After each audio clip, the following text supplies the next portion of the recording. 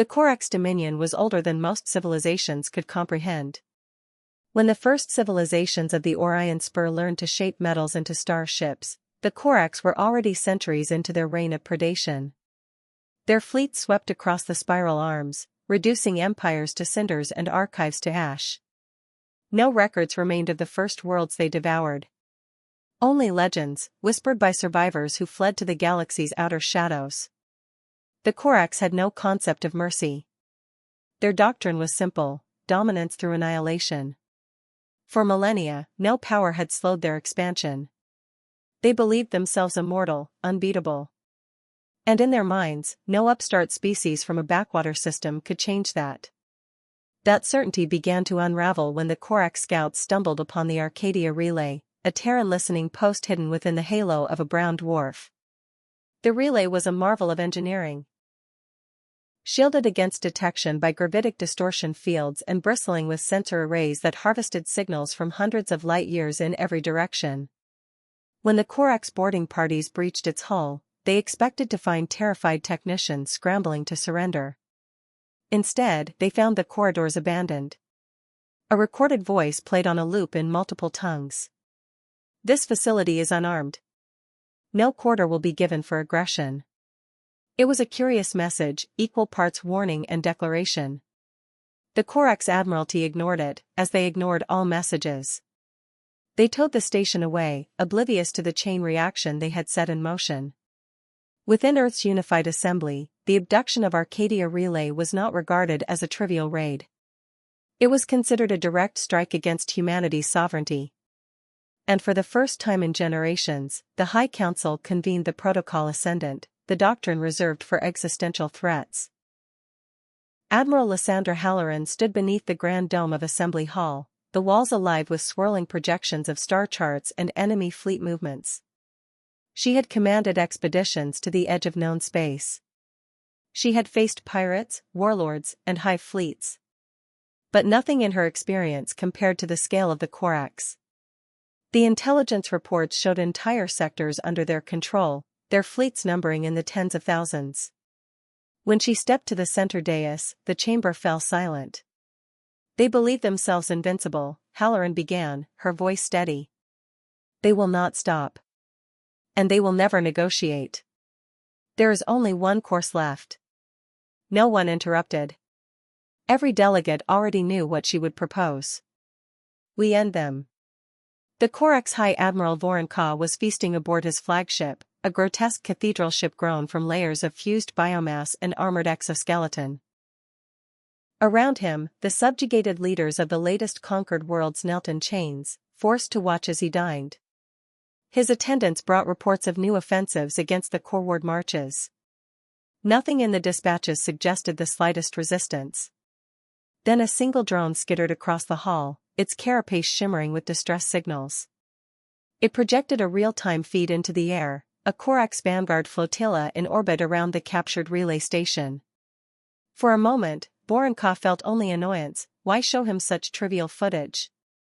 And then he saw the darkness.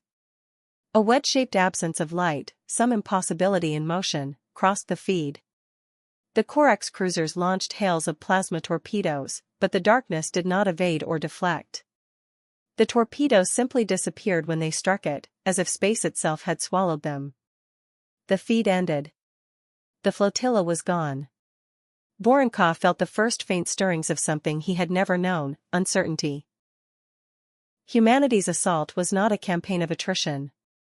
It was an extermination designed with clinical precision. The HSS Resolute Endurance, flagship of the First Ascendant Fleet, emerged from extradimensional transit in high orbit over the Corax-held world of Veersura. Its hull shimmered with latticework glyphs, 1,000 microreactor conduits channeling energy into singularity weapons. Around it, 200 escort vessels formed an expanding sphere of interdiction fields that froze all Corax movement. The defenders fired first, as they always did. Pulse lances and gravitic imploders raked the human formation, discharging energy sufficient to rupture a planetary crust. Yet every blast was swallowed by event horizon shielding. The human fleet advanced without reply, until Admiral Halloran spoke. Her voice transmitted in perfect clarity across every Korax frequency. You have no understanding of what you have awakened. She raised her hand, and the Resolute Endurance's singularity projector discharged a single burst. Observers across multiple star systems would later describe it as if a new black star had appeared in orbit. In less than a heartbeat, the Korax defense grid vanished, ships, stations, debris, all consumed in a sphere of gravitational collapse that evaporated within seconds. It was not merely a demonstration. It was the irrevocable end of the Korax illusion of invulnerability. Across the Korax dominion, entire sectors erupted in chaos as humanity struck. Every offensive was targeted, shipyards dissolved under molecular disassembly beams, logistics hubs folded into micro-singularities, command nexuses erased from spacetime itself. No civilian settlements were harmed, no civilian transports interdicted. Only the engines of conquest were targeted. Survivors tried to flee to the core, confident that no species could penetrate the heart of Korax power. But humanity had anticipated every maneuver. The Unified Assembly had planned for this possibility longer than anyone realized, long before Earth had ever encountered the Korax face-to-face. For centuries, while the galaxy mocked Terran restraint as weakness, hidden arsenals and fleets were forged in secret. What began as a simple retribution evolved into the unmaking of a civilization. In the final days of the campaign, High Admiral Voronkha convened his war council in the deepest vaults of Korax Prime.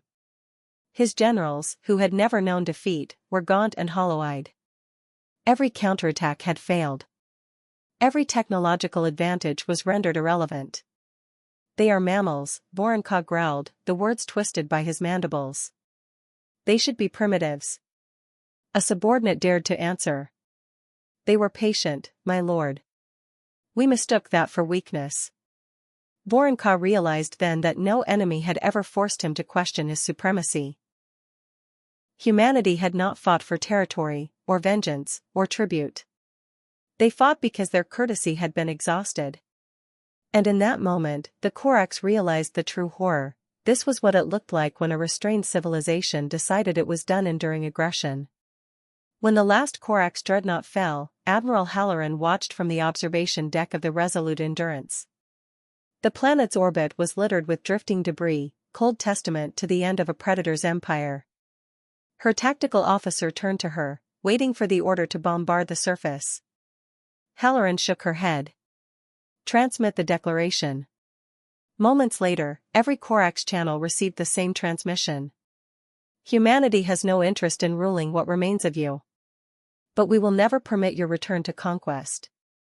Your dominion ends here. In that singular act, humanity proved that power need not be wielded for conquest. And though many would fear them, some would also look to Earth with new respect. Long after the final embers of the Korax fleet cooled in orbit, rumors spread across the stars. They told of humans, beings dismissed as irrelevant, who had defeated the Unbeatable. They spoke of warships wrapped in darkness and commanders who did not celebrate victory. And among the surviving empires, a new proverb emerged. When humanity appears, the age of predators ends.